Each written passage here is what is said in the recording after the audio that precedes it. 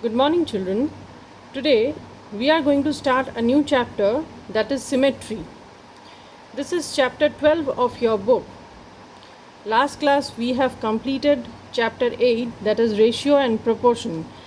Today I'll just give a jump, and first we will complete this chapter and then the other chapters will be taken up accordingly. So today I start the chapter that is called symmetry. In understanding this chapter, we need to understand few terms. What are those? First one is, what is symmetry? Then second is, what is symmetrical? What we call symmetrical. And the third one is the line of symmetry, which is also known as the axis of symmetry or mirror line. We will discuss each one of them one after we will take each one at a time. So first, discussing about symmetry. Now children, all around us we find many such objects or things or structure which are such that they can be exactly, when they are divided into half, their one half becomes exactly same as the other half. And if we see, then one half, if we suppose fold that object, then it seems as if one object is exactly the mirror image of the other object or the other half. This we will understand. Let us take one example that will be better. Let us take the example of a half circle.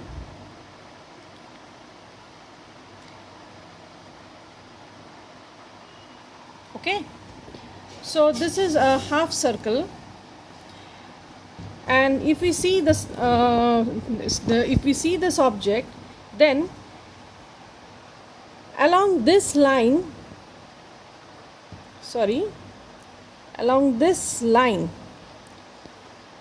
if we draw this half circle on a paper, and along this line, along its middle point, if we fold the paper, then it will look exactly like this, as if one half is exactly the equal of the other half. And if we fold this in along this line, then this edge is going to coincide with the other edge.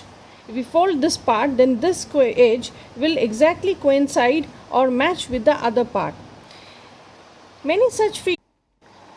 So children, to understand symmetry, let us take the help of this following figures. The first one I take is kite, as I was telling you before. Here you see in a kite, which is a geometric figure, here there is only one line along which the figure can be exactly divided into two equal halves. This is only one line along which this can be divided. We cannot divide it in along this line. Then the part will not be exactly same or will not match with the other edge of the other part. Okay, so here you see, in case of kite, it is like this. It is not always that we always have to select geometric shapes for understanding symmetry, or only symmetry is applicable in case of geometrical figure. Suppose here I take the example of a butterfly. It is not that good looking. Anyway, manage with this. So here a butterfly. Here you see again, this is not an exactly geometric figure, and here again there is only one line. This is only one line along which this figure can be divided into two equal halves. Along this line, suppose if I fold this image, then one part will exactly match with the other part, or the edges will completely coincide. So here also this object is having symmetry, right? So children, we will take the other object, and then you will understand the difference between symmetrical and not being symmetrical. Here suppose I take an abstract figure. Can you tell me is there any line along which you can say this figure will be symmetrical? As I was telling you here, the second point we are going to discuss is symmetrical. What is that? When in any such figure which can be divided along any line such that one half becomes exactly the mirror image or exactly same as the other half in all its proportion, then that is known as, then that type of a figure is called symmetrical figure, right? So here in this figure, I don't think I can find any line, any such line. Suppose we take, sorry, it is getting so like this. If I take this line, if I take this line, if I take this line, in along any line, you see this figure, if it is considered, if it is divided, then it will not be exactly same as the other part. So this figure becomes not as symmetrical, or we will say that this figure is not symmetrical. Fine. So that is the main difference, that there are few all type of things or objects are around us. Some of them are symmetrical or some of them are asymmetrical. Like the leaves of a plant, they are all symmetrical. Maybe they may have one line, along one line they can be divided, or they may be divided along many lines. That I'll come up in the next part. So till now we were discussing about what was symmetry. We have understood what is symmetry. We have understand what is symmetrical. So the figure that can be equally divided into two equal halves along any one line or more than one line is known as symmetrical shapes or symmetrical figures. Coming to the next part, that is the line of symmetry, which is also known as the axis of symmetry or mirror line. Let's find out what is it. So children, along this one line, according to which this object, as if we can consider that this can be folded into exactly two parts, two halves. This line along which the figure can be divided into two symmetrical parts are known as the line of symmetry. So here in case of kite, this is the line of symmetry. Okay, so this one is the line of symmetry. We can mark it as a point as A dash. So A dash is the line of symmetry for in case of a kite. Again, in case of a butterfly, here you see it is this line along which this figure or an object can be exactly divided into two equal halves such that they can coincide or their edges will match into one. Okay, so here if I again name this as B dash, so this B dash becomes the line of symmetry for in case of a butterfly. And as you see in this figure, we did not find any line. There is no such line along which this figure can be exactly divided into two equal halves. So this is not a symmetrical shape, right? So this was all about the concepts of symmetry, symmetrical and line of symmetry. Now children, this line of symmetry, it is also known as axis of symmetry. This is called the axis of symmetry. And again, another thing, why it is called mirror line? If we imagine that along this line of symmetry, if a mirror is placed in perpendicularly like this, if suppose this is a mirror, then one half becomes the mirror image or the exact reflection of the other half in all its dimensions and everything. Only the right side and the left side of the mirror, there is a little change in the orientation of right side and left side. Like this part we can see in our right hand side, and again this part we can see in our left hand side. So only that orientational change is there. Otherwise, if we place a mirror, one part becomes exactly the same as the other. That is why we also call this line of symmetry or axis of symmetry as the mirror line. Clear? This is applicable for all symmetrical shapes or figures or things, but not in case of asymmetrical things or non-symmetrical things. Now, in your book, page 258, what it is saying about the symmetrical, if a figure is divided into two coincident parts, that means the mirror images, by a line, then the figure is called symmetrical about that line. That means along this line, about this line, this figure is said to be symmetrical.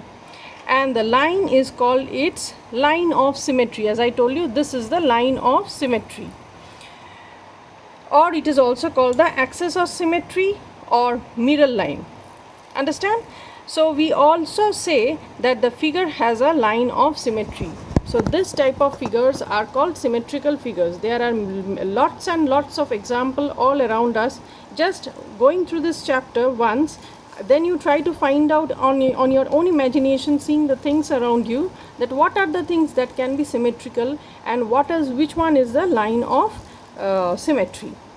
Okay, so now let us discuss about some more figures and understand their line of symmetry, and also find out how many lines of symmetry that can be possible. Now children, let us take the help of these figures. Here we will first find out which of the figures are symmetrical, and then we will find out how many lines of symmetry are there. In any figure, sometime it happens there can be more than one line of symmetry. That means till now we were learning that only along one line, if the figure is divided into two equal halves, then that becomes symmetrical. But sometime more than one line, like one can be vertical line, one can be vertical line, one can be horizontal line, or it can be an inclined line. So like this way, there can be many such figures which can be divided into two equal halves along more than one line. So let's find out that. First, we will take the help of this shape. What is it? It is not a shape. It is just a simple line, that is a line AB. Here, a line AB is also symmetrical along this dotted green line. This is the perpendicular bisector of this line AB. Children, since we are learning this chapter symmetry, once we discuss the chapters of geometry, then you will understand this, what is perpendicular, what is the bisector, then what are the perpendicular bisector. You will understand this more better. But now in this one, you just know that in case of a straight line AB, this line, its perpendicular bisector is the line of symmetry along which this line can be divided into exactly two halves. That means this one becomes equal to this one, or the mirror image of each other, right? Then coming to the different types of triangle. By now we know there can be three types of triangle. One is the isosceles triangle. I am writing in short. One is isosceles triangle, where there are two sides equal. One is the scalene triangle, where all the three sides are different in measurement. And another one is the equilateral triangle. That means all the sides are equal. Now, let me take the first one. Here you can understand that there is only one line of symmetry. I will just, sorry children. So this is only one line along which this line of symmetry is possible. Let me give one arrow for you that will help you to understand. So it is along only this line A dash, suppose A dash. So along this line, this triangle can be divided exactly into two equal halves. Okay, so that becomes, so this figure becomes symmetrical, and here the line of symmetry is 1. In this case, in case of a scalene triangle, you see there is no such line along which this triangle can be divided so that the figure becomes exactly into two equal halves. This line cannot make, suppose if I draw this line does not divide the figure into two equal halves. Again, if I divide this into two along this line, it does not divide. Again, along this line it does not divide. So we can say this figure is not symmetrical. That means scalene triangle is not symmetrical. Coming to the next one, that is the equilateral triangle. Wow, it has more than one line of symmetry. Let's see how. Here these are the angles of an equilateral triangle, and since all the three sides are equal, so here if we along the bisector of an angle, this is called the bisector of an angle. Bisector means which bisects an angle into two equal half. That means if we consider this angle, then the line that exactly divides this angle into two equal parts, this part and this part, is known as the bisector of that angle.